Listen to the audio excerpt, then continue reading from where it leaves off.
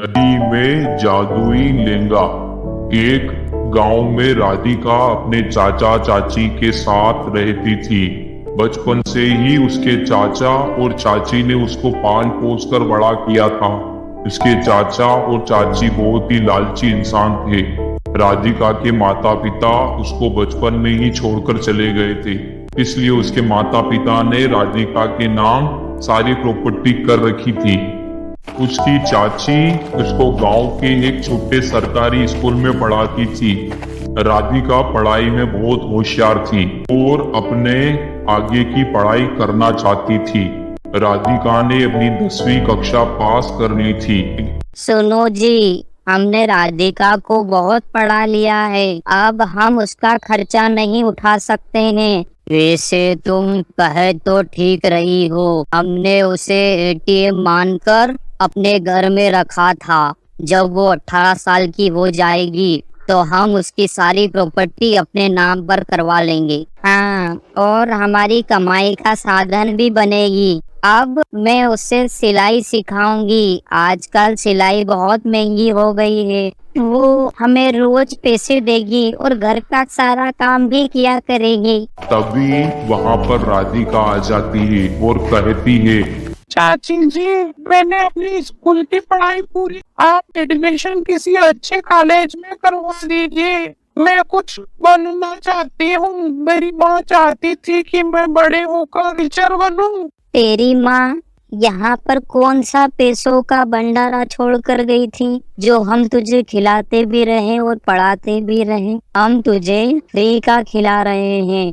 और तुझे इतना पढ़ा दिया और तू आगे की पढ़ाई करने का सोच रही है।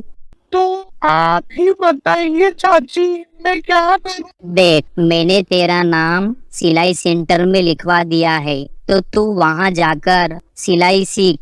उसके बाद तुझे एक सिलाई की दुकान पर लगवा दूंगी। अगर काम सीख जाएगी तो 2 पैसे भी कमाएगी और अपने पैरों पर भी खड़ी हो जाएगी। वैसे तू पढ़ लिख कर क्या करेगी? अच्छे अच्छे पढ़े लिखे लोग बेरोजगार बने बैठे हैं। अगले दिन से राधिका सिलाई सेंटर में सिलाई सीखने जाने लगी। कुछ दिनों बाद वो बहुत अच्छे से सिलाई सीख जाती है। उसके बाद उसकी चाची उसको एक बुटीक खुलवा देती है। देख, मैंने कितनी अच्छी दुकान खुलवाई है तेरी।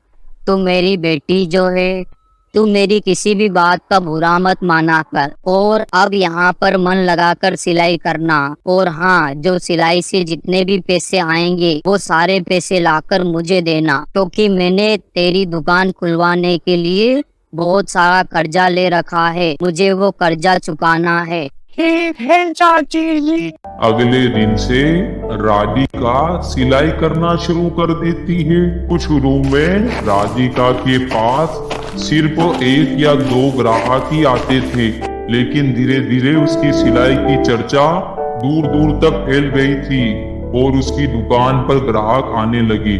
राधिका अपनी सारी कमाई अपने चाचा चाची को देती थी और रोज सुबह घर का सारा काम करती थी और उसके बाद अपनी दुकान पर चली जाती थी। शाम को घर वापस आकर अपनी चाची को सारे पैसे दिया करती थी और शाम को भी घर का सारा काम किया करती थी।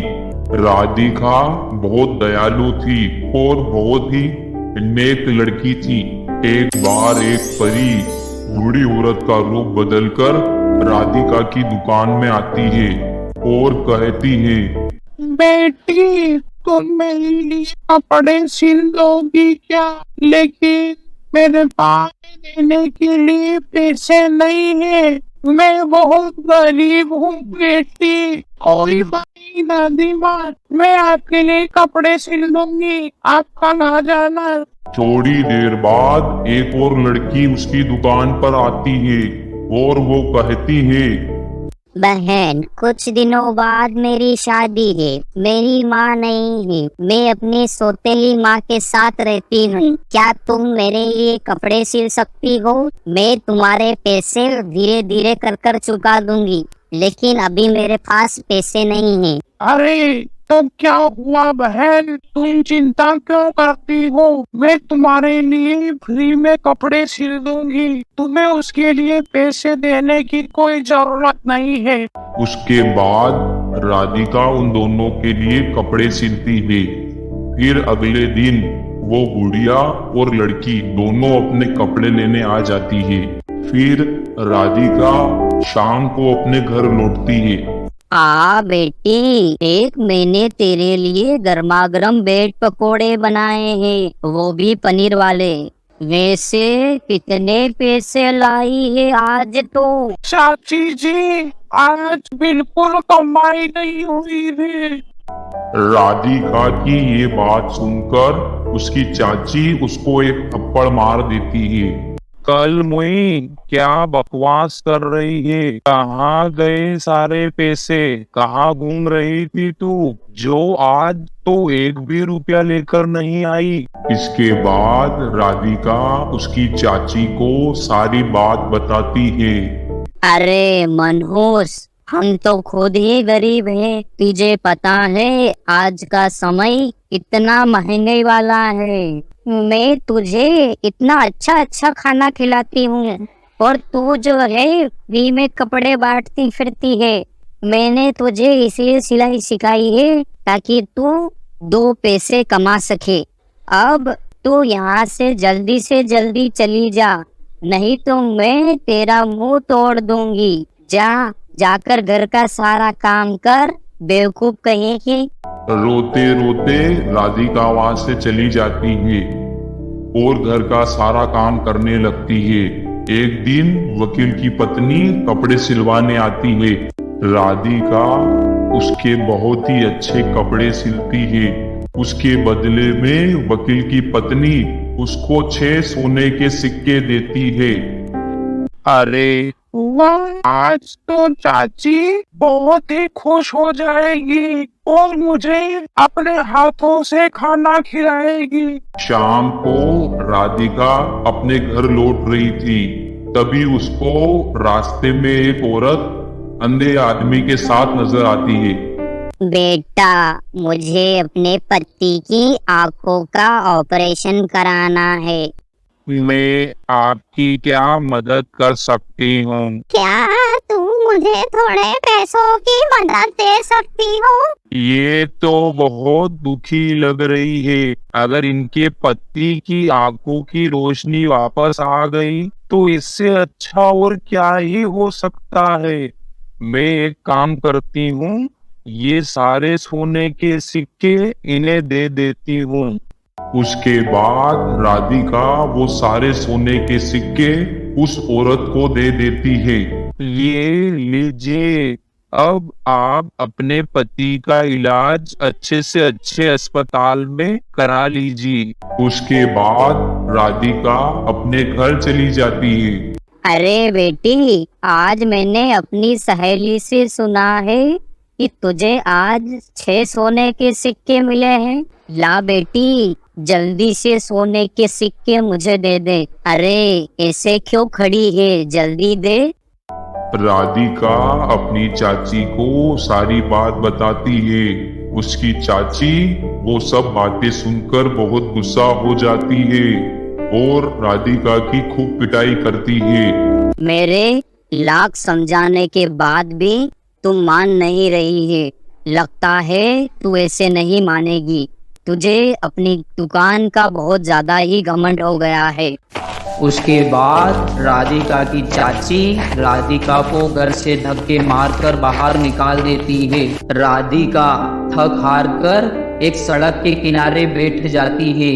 तभी वहां पर वही औरत और उसका अंधा पति प्रकट हो जाता है। देखते ही देखते वो अंधा आदमी एक परा और वो औरत एक परी में प्रकट हो जाती है। बेटी, हम तुम्हारी परीक्षा ले रहे थे। तुम सच में बहुत ही ईमानदार लड़की हो। मुझे पता है कि तुम्हारे साथ क्या क्या हुआ है।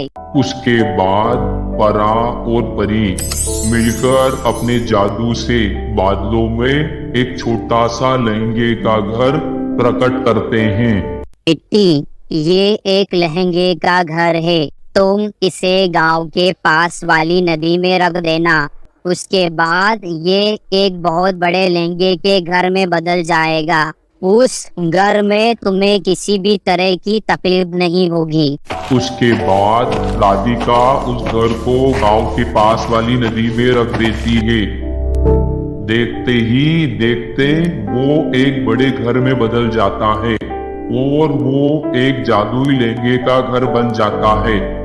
और वो देखती है कि उसकी जरूरत की सारी चीजें उसके अंदर मौजूद थी।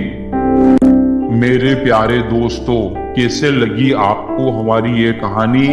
आप हमको कमेंट कर जरूर बताएं। और यदि कहानी अच्छी लगी हो तो अपने दोस्तों के साथ शेयर करें। और हाँ, अगर आपने अब तक हमारे चैनल प्रांजल टीवी को सब्सक्राइब नहीं किया है तो जल्दी से नीचे लाल बटन दबाकर अभी सब्सक्राइब कर लें। साथ ही इस बेल आइकन को दबाना ना भूलें। मिलते हैं आपसे फिर किसी नई कहानी में।